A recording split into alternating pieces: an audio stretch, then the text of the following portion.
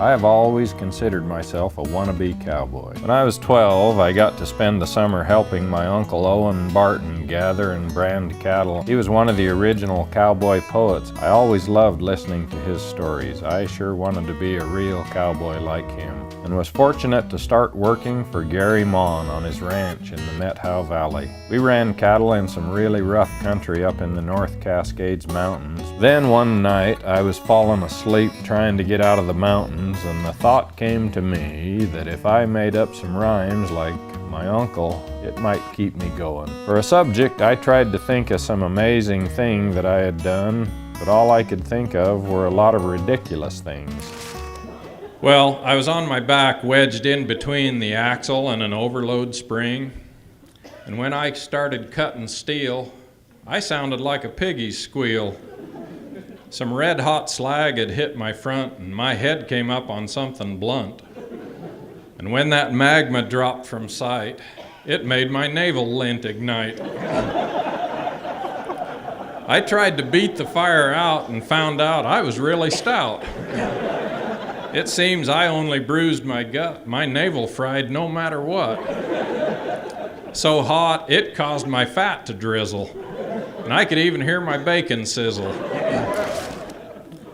I should have mentioned to Gary that once the calf was born, I'd prefer it if he would stop pulling. If I could have, I just might have sworn, because not only did I get some on my lips, my teeth carved off some skin, and as Gary pulled, the afterbirth got stretched across my chin. And my nose skimmed off the fluid till my sinuses were packed. And as the calf went across my face, my eyelids got rolled back. You know, there's many a Christmas card showing a real cowboy dragging his tree, but I never have seen one running full tilt on a wild cow gathering spree. And there's 2 or 3 pretty good reasons for that, especially if you're in the brush.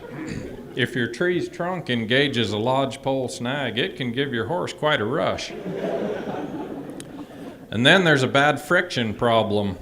After a mile or 2 at high speed, if the snow has a crust, the needles wear off and your tree starts to look like a weed.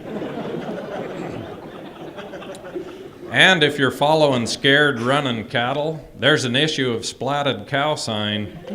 And after you drag your tree through all that, it no longer smells as divine.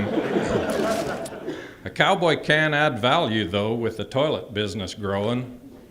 You sell folks beef, and then you get them coming and a-going.